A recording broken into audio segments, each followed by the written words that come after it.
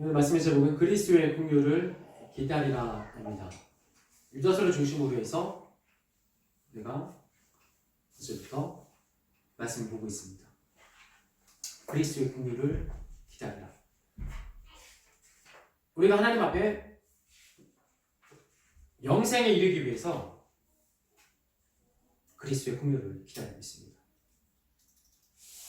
우리가 하나님 앞에 우리의 잘됨과 우리의 유익을 우리 중심으로 우리 마음대로 살려고 하는 것이 아니라 주님께서 주시는 영원한 생명, 주님께서 가지고 계신 그 구원, 그 소망을 향해 우리가 한 걸음 한 걸음씩 나아가는 것입니다. 요한일서 2장 25절 말씀. 그가 우리에게 약속하신 것은 이것이니 곧 그것은 영원한 생명이라. 그가 우리에게 약속하시는 것은 금은보화가 아닙니다. 우리 기준으로 잘 되는 것들, 우리의 마음으로 그렇게 되었으면 좋겠다는 것이 아니라 예수 그리스도께서 우리에게 약속해 주신 것은 무엇입니까? 영원한 생명. 그 영원한 생명은 누구의 것입니까? 우리의 것입니까? 우리가 마땅히 받아야 될 영원한 생명입니까? 우리가 마땅히 받아야 될 것은 없습니다. 우리가 마땅히 받아야 될 것은 아무것도 없습니다. 오직 하나님께서 하나님의 주권하신 말에 약속을 하셨고 그 약속하신 것을 우리에게 그 생명을 주신다고 하셨습니다. 영원한 생명의 반대는 무엇입니까? 영원한 사망, 영원한 죽음입니다. 우리는 하나님 앞에서 긍휼을 기다리며 영원한 생명을 기다릴 것인지 영원한 죽음, 사망을 기다릴 것인지 둘 중에 하나를 선택해야 합니다. 오늘 본문의 말씀에서 마지막 때에 경건하지 않은 자들이 등장을 합니다. 이들은 어떻습니까? 정욕을 따라 하나님을 배반하고 하나님의 사람들을 조롱합니다. 하나님 앞에서 하나님 인도하심을 받으며 나아가는 것이 아니라 육신에 속해서 육을 따라가다가 결국 어떻게 됩니까? 성령을 소멸하게 됩니다. 아무리 예배 드려도 아무리 하나님께 나와 기도를 하고 말씀을 보아도 하나님께서 성령을 거둬가시면 우리는 아무 소용없습니다. 우리는 사망으로 갈 수밖에 없습니다. 그런데 하나님은 무조건 우리가 단 한 번 실수했다고 해서 잘못했다고 해서 우리에게 성령을 거두어 가신 분이 아니십니다. 하나님께서 우리에게 기회를 주십니다. 하나님께서 우리에게 말씀을 지키게 해주시고 약속의 기회를 허락하여 주십니다. 그런데 마지막 때에 경건을 따라가지 않은 자들은 자신의 육신을 따라갑니다. 믿는 자들을 조롱합니다. 육신을 따라가다 보면 어떻게 됩니까? 곧 마지막 결국은 성령을 소멸하게 돼서 하나님과 더 이상 그가 함께하지 않음으로 말미암아 영원한 사망을 향해 나아간다는 것입니다.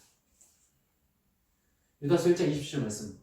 사랑하는 자들아 너희는 너희의 지극히 거룩한 믿음 위에 자신을 세우고 성령으로 기도하고 자신을 세우며 성령으로 기도하라고 말씀하고 계십니다. 사랑하는 자들아 너희는 너희의 지극히 거룩한 믿음 위에 자신을 세우고 성령으로 기도하며 즉 그리스도의 긍휼을 기다린다는 것은 무엇입니까? 지극히 거룩한 믿음 위에 세우고 성령으로 기도하며 그때를 기다리는 것을 말하고 있습니다. 우리의 믿음을 반석 위에 세우지 않는다면 우리의 믿음을 말씀 위에 예수 그리스도의 반석 위에 세우지 않는다면 우리는 성령으로 기도할 수 없고 우리는 영을 따라가는 것이 아니라 사망을 따라 나아갈 수밖에 없습니다. 먼저 우리는 자신을 반석 위에 세워야 합니다. 반석 위에 세우지 않으면 말씀 위에 세우지 않으면 우리의 믿음은 흔들립니다. 흔들리는 믿음, 엎드러지는 믿음은 무엇입니까? 사단이 원하는 믿음입니다. 강한 믿음은 하나님께서 원하시는 믿음. 언제나 하나님만을 바라보는 믿음은 하나님께서 원하시는 믿음입니다. 사단은 바람을 부릅니다. 고난을 줍니다. 유혹을 줍니다. 그러면서 우리가 그 반석에서 내려오기를 지금도 기다리고 있습니다. 히브리서 12장 12절에서 13절 말씀을 보니까 연약한 피곤한 손과 무릎을 일으켜 세우나 그리고 길을 곧게 하여 너의 발을 어그러진 길로 가지 말게 하라고 나와 있습니다.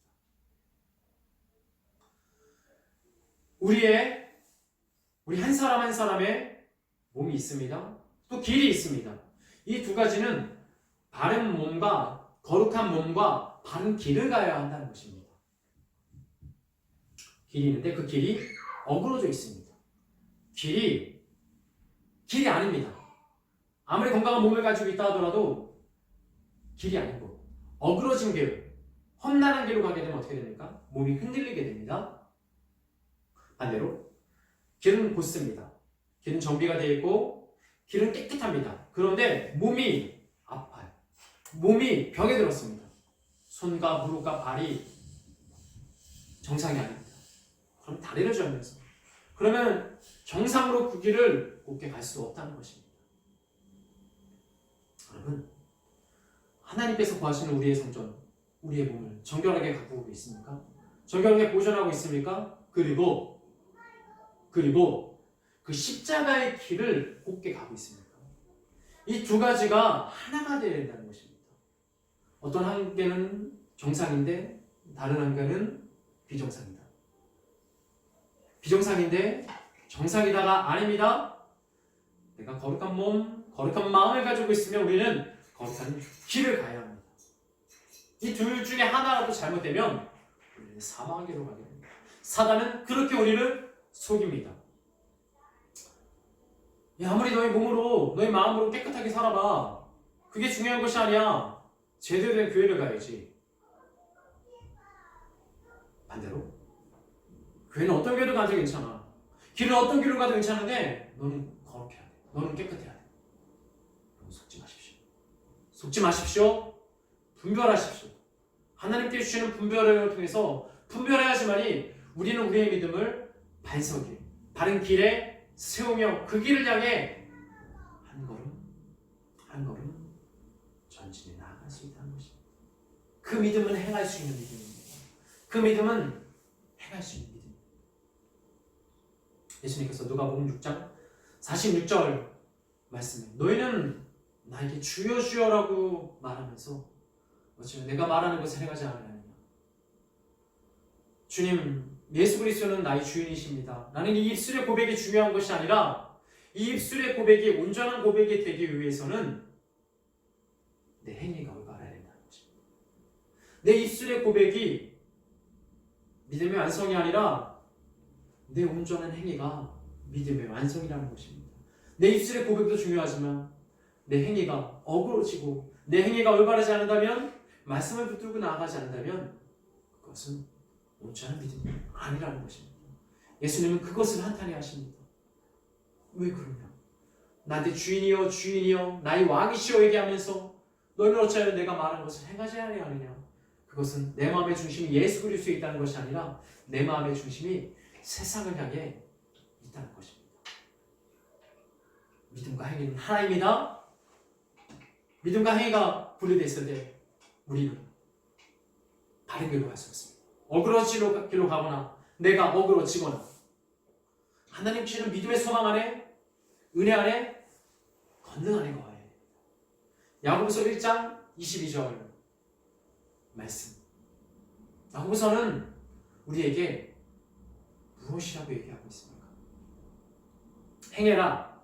주의 말씀을 행해라. 듣기만 하여 거짓말하는 자가 되지 말아라. 무슨 소리입니까? 행하지 않는 자들, 듣기만 하는 자들은 거짓말하는 자라고 얘기하고 있습니다. 아니, 듣기만 해도 잘하는 거지 뭐. 아니, 듣는 게 어디야? 그런데 듣고 가만히 있으면 하나님을 속이는 자, 예수 그리스도께 거짓말하는 자라고 얘기하고 있습니다. 왜 그렇습니까? 듣고 지키지 않는 말씀을, 듣고 붙들지 않는 말씀을 사단이 가져가 버리니까. 하나님, 제가 잘 들었는데 사단이 다 가져가 버렸어요. 사단이 나를 유혹했어요. 그 핑계가 통할 것 같습니까? 그 핑계가 영원할 것 같습니까? 무슨 수를 써서라도 지켜야죠. 붙들어야죠. 간직해야죠. 듣고 행하는 자가 되어라. 듣고 행하는 자가 되고 듣기만 하여 속이는 자, 거짓말하는 자가 되지 말아라고 말씀하고 있습니다. 오늘 본의 말씀에 성령으로 기도하라고 나와 있습니다. 사랑하는 자들아, 너희는 너희의 지키 거룩한 마음에 믿음 위에 너희 자신을 세우고 성령으로 기도하라. 우리가 기도할 때 어떤 마음으로 하나님께 나와 기도하고 있습니까? 성령님의 인도하심을 구하고 있습니까? 아니면 내 마음 내 뜻대로만 기도하며 그 긍휼을 기다리고 있습니까? 우리가 하나님 앞에 기도하고 말씀을 보며 예비하는 것은 성령님의 인도하심을 구하며 나아가는 것입니다. 우리의 뜻대로 우리의 마음대로 하는 것이 아닙니다. 성령님의 인도하심을 받는다는 것은 상상이 아닙니다. 헛된 마음이 아닙니다. 잡히는 마음들, 확신한 마음들, 하나님께서 주시는 성령의 은혜들은 우리가 느낄 수 있고 깨달을 수 있습니다. 성령 하나님의 놀라운 능력 안에 우리는 거해야 됩니다. 로마서 8장 16절 말씀. 성령의 신이 우리 영과 더불어 우리가 하나님의 자녀인 것을 증언하시나니, 성령의 신 우리 영과 더불어 우리가 하나님의 자녀인 것을 밝히 증언하신다고 나와 있습니다. 우리가 하나님의 자녀이라는 것은 무엇입니까? 그 우리를 하나님의 자녀라 증언하시는 성령님과 동행하는 것입니다. 성령님을 의지하며 아버지께 나아가는 것입니다. 갈라디아서 6장 8절 말씀. 자기의 육체를 위하여 심는 자는 육체로부터 썩어질 것을 거두고 성령을 위해서 심는 자는 성령으로부터 영생을 거두리라. 둘 중에 하나입니다. 육체를 위해 살 것인지 성령을 위해서 살 것인지. 성령을 위해 산다고 우리의 모든 것을 다 포기하는 것이 아닙니다. 내가 없어지는 것이 아닙니다. 지금 잡고 있는 것들을 놓으면은 무너질 것 같고 없어질 것 같고 사라질 것 같지만 지금 잡고 있는 것을 주님께 맡기면 자유롭습니다. 편안합니다. 주님께 모든 걸 맡기고 가는 믿음은 주님께 모든 것을 내려놓고 뒤로 뒤돌아보는 것이 아니라 앞을 향해 한 걸음 한 걸음 나아가는 것입니다. 그 성령님의 인도하심을 바르며 우리는 주의 긍휼하심을 기다릴 수 있습니다. 이제 믿음을 반석 위에 세우고 거룩한 마음으로 나아가고 행하며 성령님의 인도하심을 받고 마무리는 지켜야 됩니다. 우리가 어떻게 지켜야 될 것인지, 우리가 이 말씀을 어떻게 지켜야 될 것인지를 선택해야 돼요. 당연히 지키는 건 어렵습니다. 획득하는 거, 얻는 거, 승리하는 것도 어려운데 이 지킨다는 것은 더더욱 어렵습니다. 한번 승리하고 주님께 구원받는 것이 아니라 한번 승리하고 그 승리를, 그 단번에 얻은 믿음의 도를, 믿음의 승리를 이제는 방어해야 됩니다. 지켜야 됩니다. 사단은 지금도 우는 사자처럼 우리를 공격합니다. 이제는 버텨야 되고, 이제는 강해져야 되고, 이제는 거룩한 군사로서 훈련되어져야 합니다. 시편 13편 4, 5절 말씀. 다윗이 두렵다고 얘기합니다. 다윗이 나의 대적이 나를 이길까? 내가 잘못됐을 때 내 대적이 기뻐할까? 두렵다고 나와 있습니다. 그런데 그는 이 말씀에서 무엇이라고 고백하고 있으면, 오직 주의 사랑을 의지하여 나는 주님께 나아갑니다. 그리고 내 마음에 주님의 구원을 기뻐합니다. 라고 고백하고 있습니다. 다윗이 두려워했던 것은 무엇입니까? 내가 죄를 지을까 두려웠고 내가 쓰러질까 두려워했습니까? 그게 아니라 주의 말씀을 내가 지켜야 되겠다. 주의 말씀을 내가 의지해야 되겠다. 그 결심 안에 서 있으니까 믿음의 긴장, 그 믿음의 두려움을 가지고 주님께 나아가는 것입니다. 이것은 무엇입니까? 세상이 주는 두려움이 아니라 내가 두렵고 떨림으로 아버지의 말씀을 지키며 나아가겠다.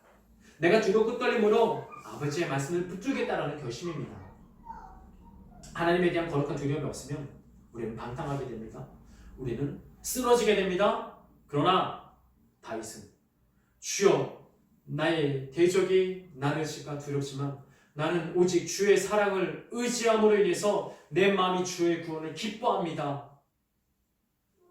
그렇게 이 고백으로, 그렇게 이 간구로 주님께 나아갔습니다.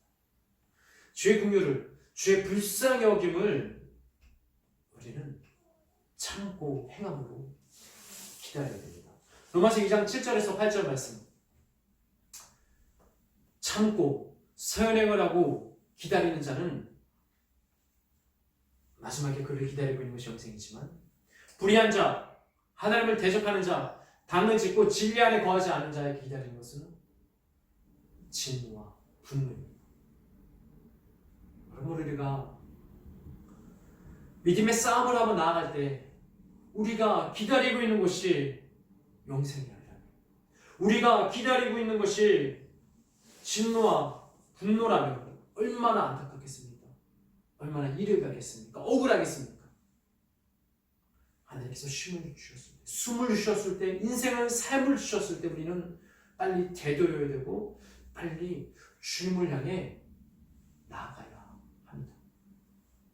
주님의 긍휼을 기다리기 위해서는 긍휼히 여기는 자가 되어야 됩니다.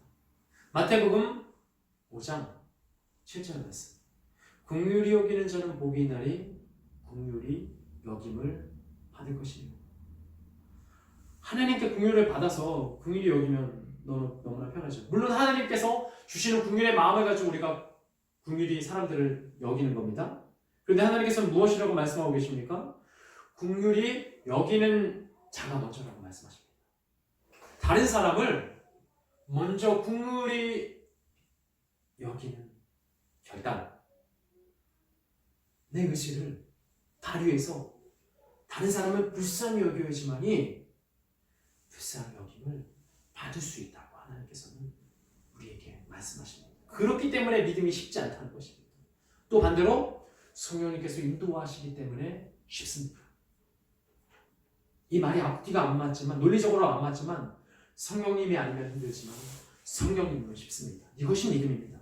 이것을 이해해야 되는데, 이것은 십자가의 도, 십자가의 은혜를 통과했을 때 우리는 그것을 깨달을 수 있고 경험할 수 있습니다.